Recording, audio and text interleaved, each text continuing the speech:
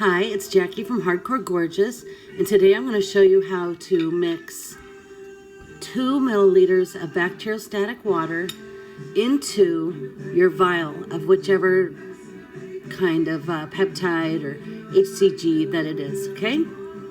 So this is your bacteriostatic water. This is the peptide. We're going to mix it right in the peptide vial.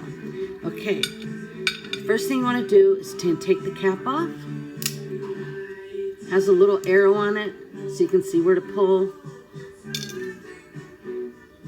I forgot to look.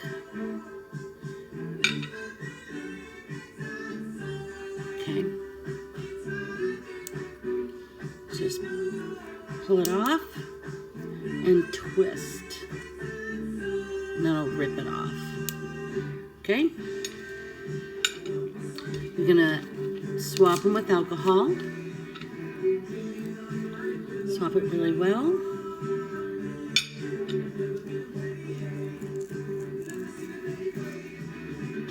Okay, you're going to take your mixing syringe and you're going to turn the cap clockwise, and that locks the needle onto it. Okay. Next, insert your needle into the center of the vial. You're going to remove air first, okay, from the vial. Give it a minute to fill up the invisible air. This will make it easier and make room for the liquid to go into it, okay? So now you're going to push that air into the bacteriostatic water. And then that creates pressure so it's easier to get the water out. Okay, tip it upside down. Make sure your tip of your needle is in the liquid. Okay. You're going to pull back and fill to the 2 mark. If it's going slow, you can pull it back a little bit further, sort of pump it. Okay, so that is right to the 2. Okay, when you tip it over, you want your little needle to be in the air, and then the water won't go all over the place when you pull it out. Okay, now put that water, there you go, right into your little lipolyzed product. You know, do it slowly so you don't get bubbles like I did. Okay, pull it out. That is mixed.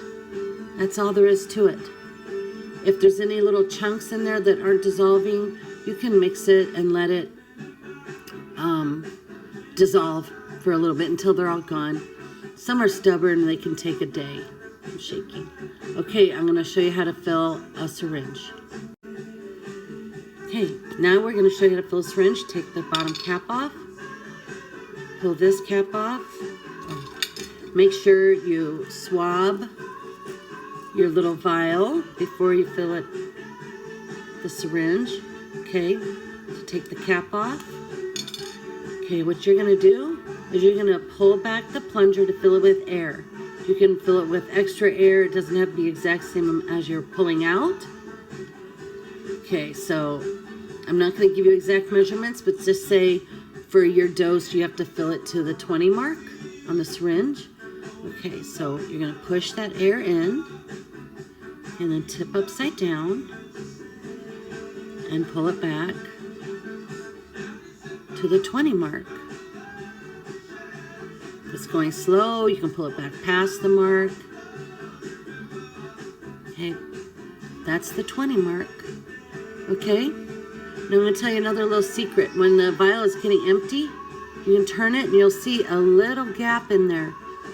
You can pull your needle down as far as you can, and you'll be able to see the liquid and your needle in that little gap, and you'll be able to get out the last drops, okay?